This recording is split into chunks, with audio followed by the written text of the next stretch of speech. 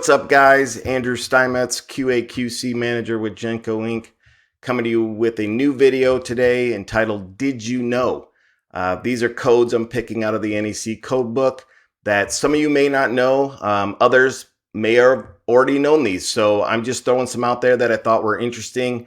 Going to go through a few of them on the video today, make more videos as I find new interesting codes or little intricacies about the code that may help you. So yeah, let's just dive right into it. My series on Did You Know? So the first one's is basically a definition. This is in sight from, within sight from, visible and not more than 50 feet away from the equipment. So what this is referring to is when we're installing disconnects, things of that nature.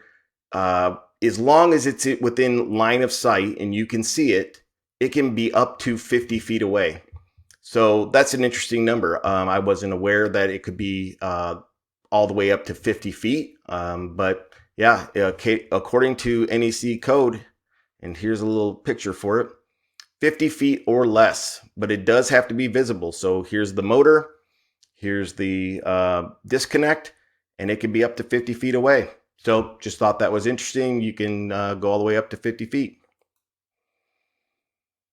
So 300.7, I found this one interesting. And the reason I found this one interesting is because I had to deal with this on a job site.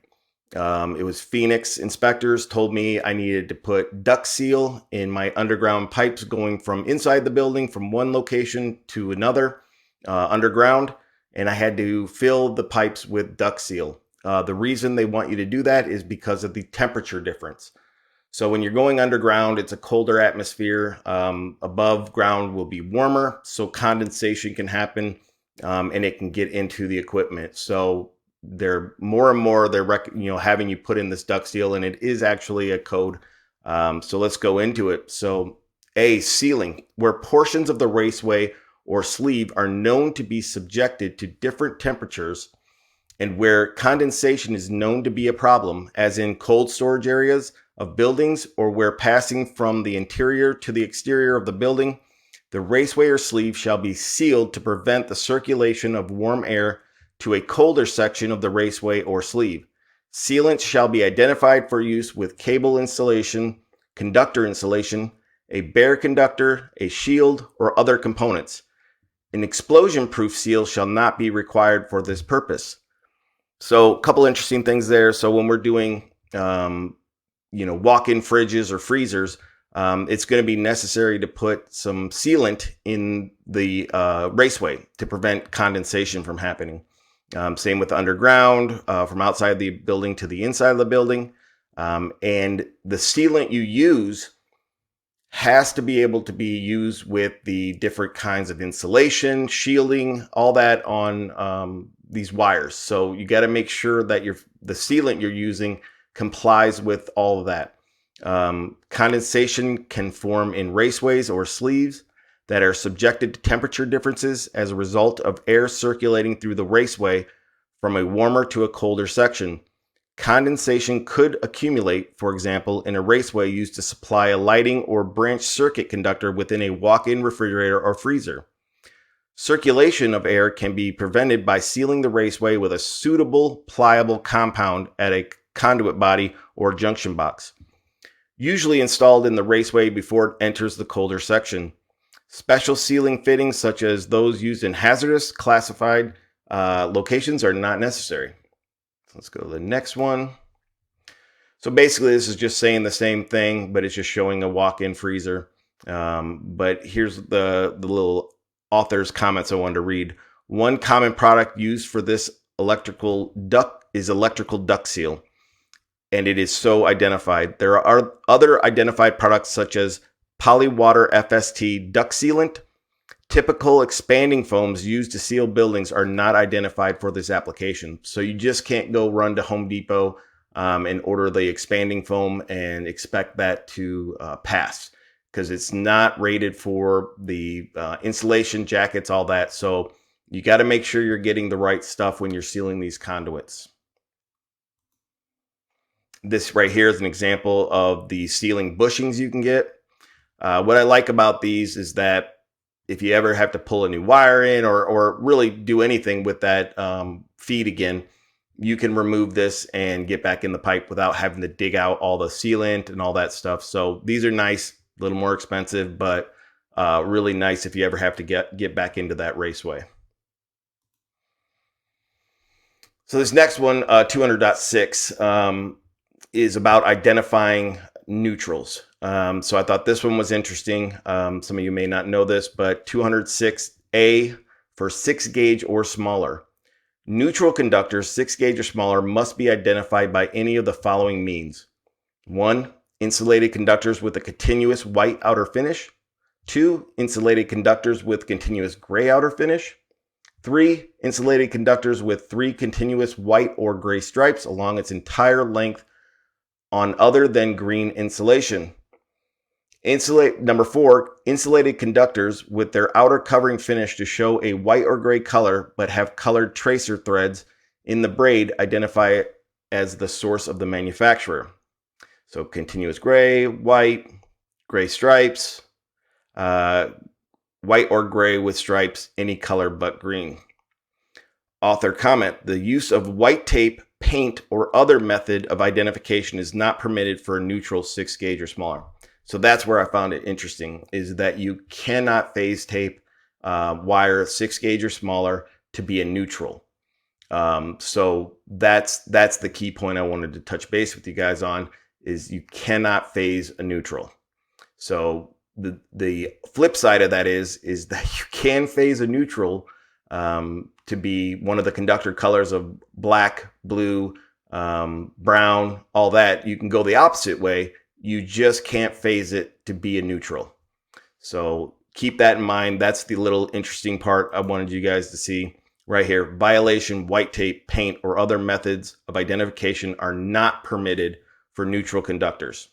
So that is not acceptable, and that's going to be a violation. Just more about that.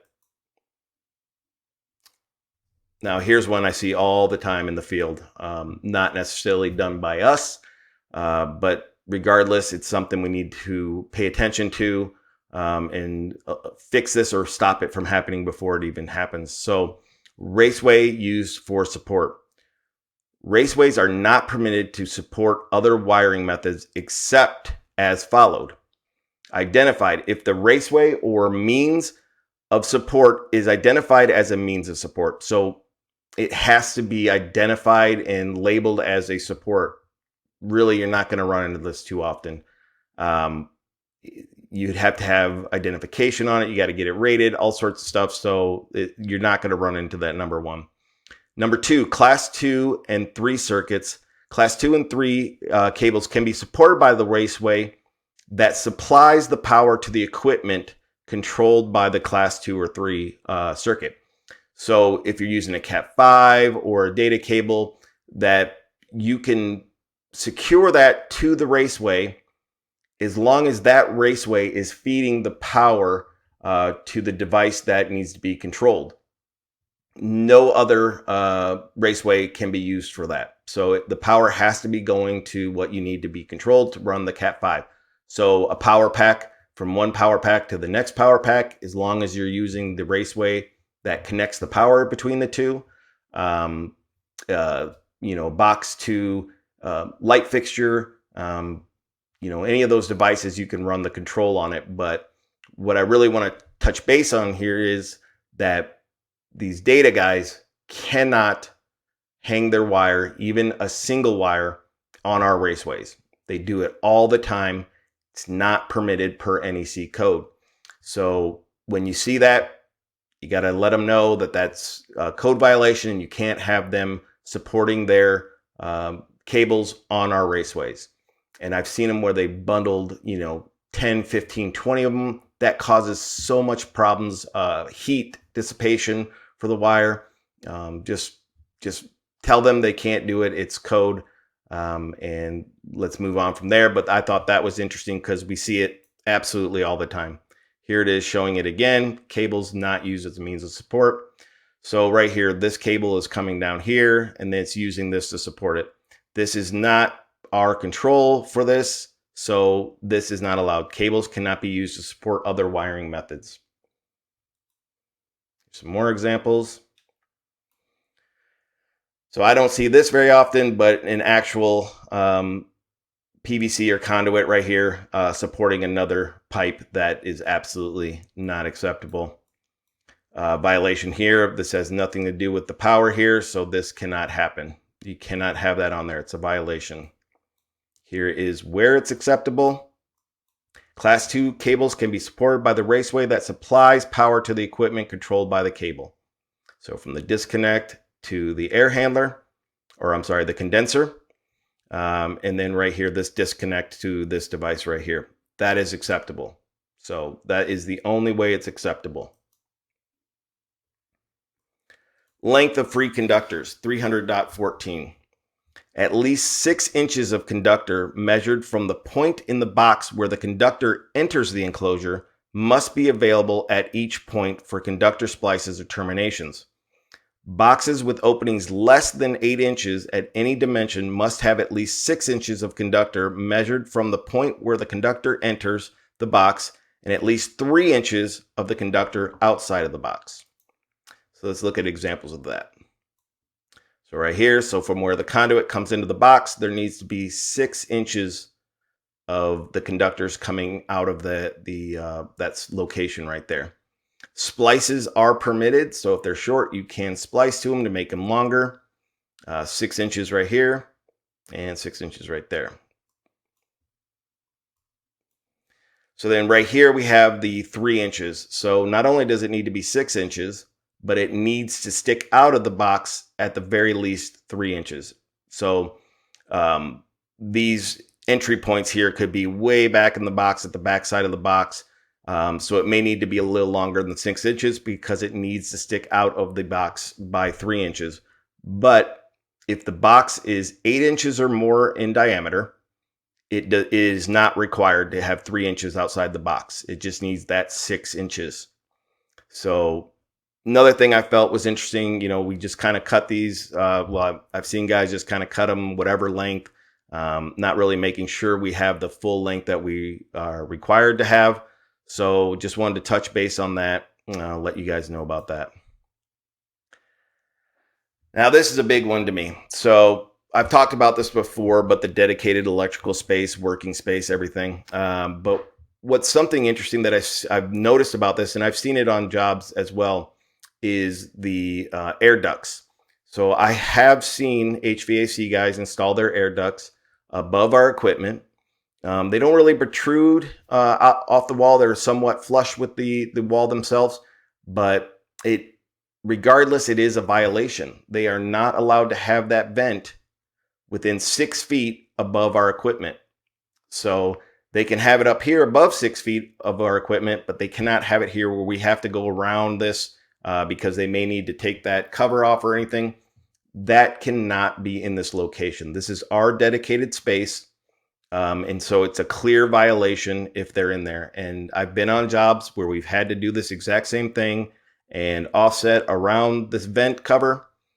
When you see that happening, let your PM know, let the GC know that is a violation and they cannot have that there. Same thing with pipes underneath.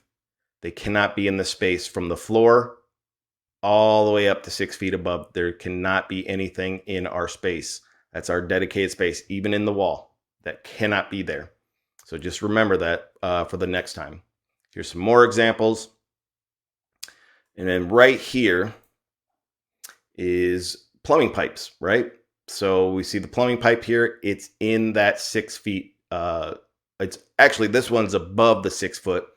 But when there is a foreign equipment up here that may have liquids or anything in it, they do have to install extra protection if it's above our equipment. So if there's a pipe and it's up above 6 feet above our equipment, it still is required to have some sort of drip pan, extra protection to prevent any kind of drippage or anything like that happening in our equipment. Foreign systems can be located above dedicated electrical space if protection is provided to prevent damage from condensation, leaks, or breaks in the foreign system. So if you see these pipes up there, not even if they're not in our dedicated space, they have to be protected. Our equipment has to be protected, so they have to, by code, install a drip pan or something to prevent that from happening. So just wanted to make sure you guys knew that. And that's the last one for today. I will make more of these when I find them, little interesting things. So I look forward to having you guys watch more of these videos. And I'll be coming at you with some new ones here really soon. All right. Thank you.